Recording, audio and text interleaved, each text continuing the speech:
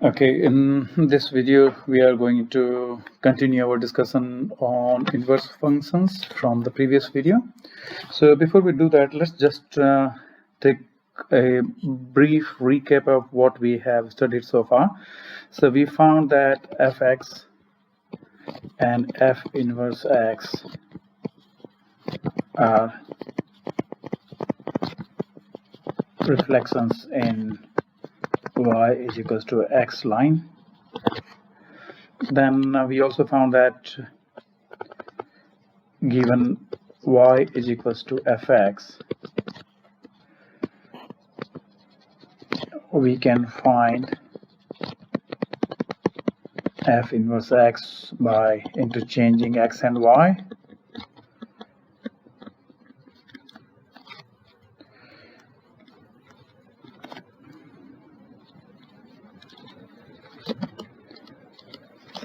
And solving for y.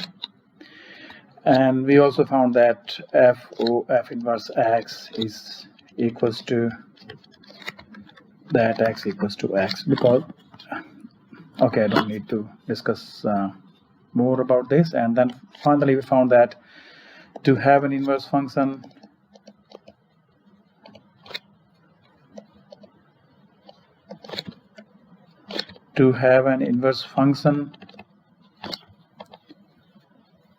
fx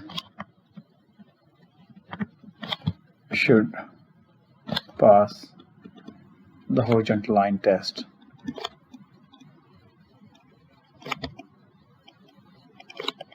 Which is to say that the graphs, any horizontal line should cross the graph only at one place. Now with this, I think I can elaborate on this particular thing, and I can introduce two more terms.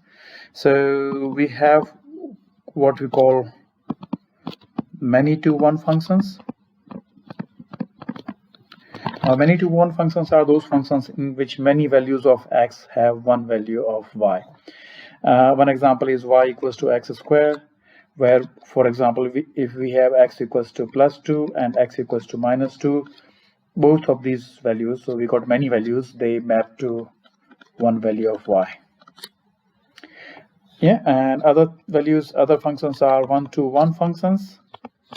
Now, one-to-one functions are those in which one value of x relates to only one value of y, and one value of y relates to only one value of x.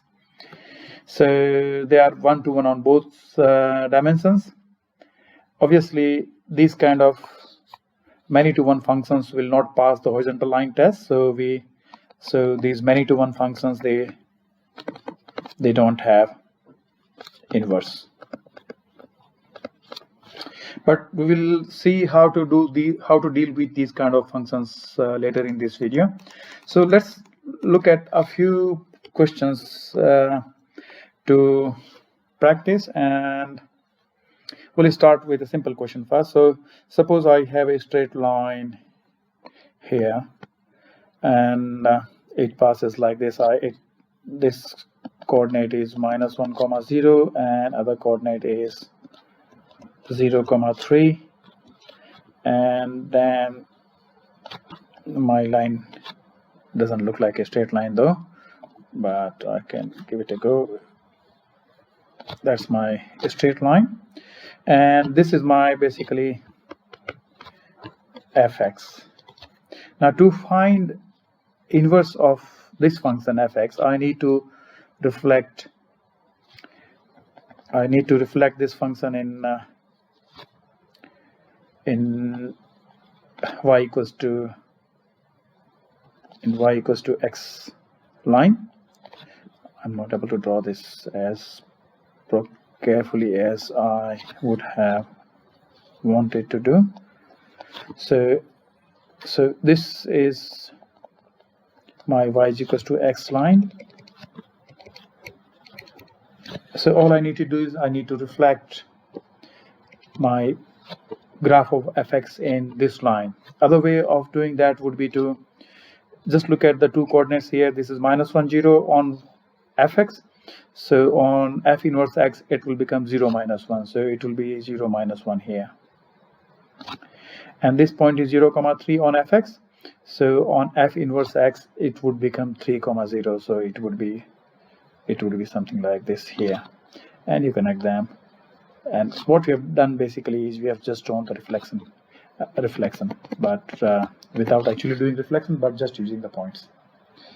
Now, one thing here you can notice that both fx and f inverse x intersect on x y equal to x, and it is always the case because fx and f inverse x are reflections in y equal to x line. So whenever they meet, they will meet on the y equals to x line. I mean, I think this is important. I can note this thing out down here. When fx and f inverse x intersect, they will do so on line y equals to x. They may not intersect, but whenever they are intersecting, they will intersect on line y equals to x. Now, given a function in algebraic form y equals to some function of x, we know how to find the equation of its reciprocal. So we will not do that in case of straight line, but let's look at a function which is many to one function, and we will see what we can do with that. So the function that we are going to take is, let's take case of y is equal to x squared plus 4x plus 3. Now, if you plot this function, if you graph this function, my line is not coming straight today. First, we need to sketch the graph just to take a look at what it looks like and what we can do with it. If you just play with this graph a little bit, you will see that it can be written in this form, which tells you that the vertex of this graph is at minus 2, minus 1. So minus 2, minus 1, this is the vertex of the graph. And then we also can see that it has got 2 zeros. So because y squared is equals to x plus 3, x plus 1. So basically the roots are minus 3 here, that's minus 1 is here, minus 2 and minus 3 is here. And in addition, we can find that y-intercept is at 3 because put x equal to 0 here and put x equal to 0, and you're left with y equal to 3. So 1, 2, 3. Let me just draw the graph first, I think.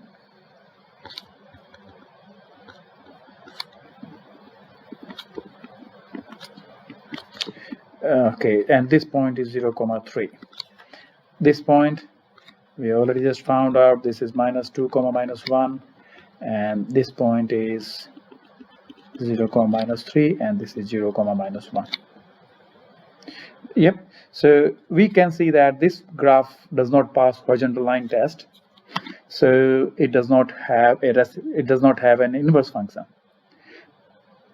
But if we somehow restrict the domain of this graph, then it can be domain of this function, then it can have an inverse function. And very clearly we can see that if we will limit our graph to either to the right or the left of this line, this value x equals to minus 2, then we have only one part of the parabola, one half of the parabola, and then it would have an inverse function. So this function y equals to fx equal to x squared plus 4x plus 3 does not have an inverse function, but I'll define a new function with restricted domain. So I'll say that y is equal to x squared plus 4x plus 3, where x is greater than equals to minus 2. Now in this case our function is invertible, and what we are going to do is we are going to find the inverse function of this y equals to fx. Yeah, if you want to draw a graph here, it's pretty easy. All you need to do is you need to draw y equals to x line, and for every point here you need to just reflect it. So basically I'm just concerned with this part of the graph. This point is 0, 3, it becomes 3, 0. That's 0 comma minus 1. Sorry, both of these I haven't written. I got confused with my x and y's.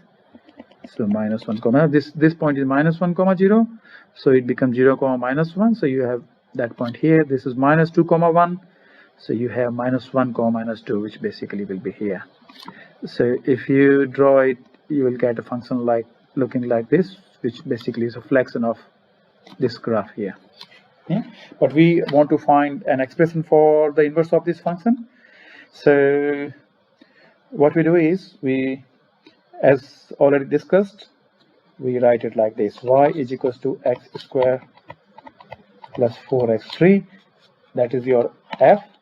So f inverse will be x equals to y square plus 4y plus 3. And here we need to write, this is x is greater than or equal to minus 2. And here we also need to write, we can write the range as well. So here we see that range is greater than range is greater than equals to minus 1. Now one thing I forgot to cover earlier, and I'll cover that, and then I come back, or maybe I don't have much room there. So basically I will scroll down and we'll see, we cover something here. So we have y equals to fx. So fx, it is like this, that this is your f. Yeah, and when you do it, when you do the inverse, basically you are doing this, you are going in this direction. What it means, it should be intuitively clear to you from this diagram here, that the range of f, this is the domain of f inverse x. The range of f is equals to domain of f inverse, and here this is the domain of f, but this here is the range of f inverse. So this is equals to range of f inverse. Pretty powerful, and we'll need to make use of this thing when we are trying to write inverse function of this function x square plus 4x plus 3. So our inverse function will be something like this, and when we invert it, I mean, what we have done is we have replaced y with x and x with y, and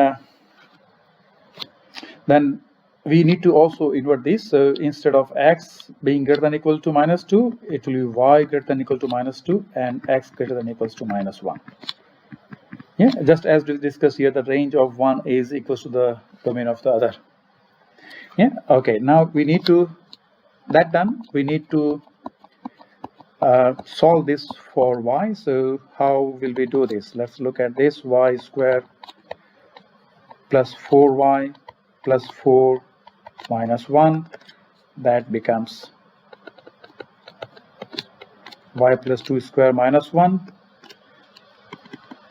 and I'll write that as x plus 1 is equals to y plus 2 square, and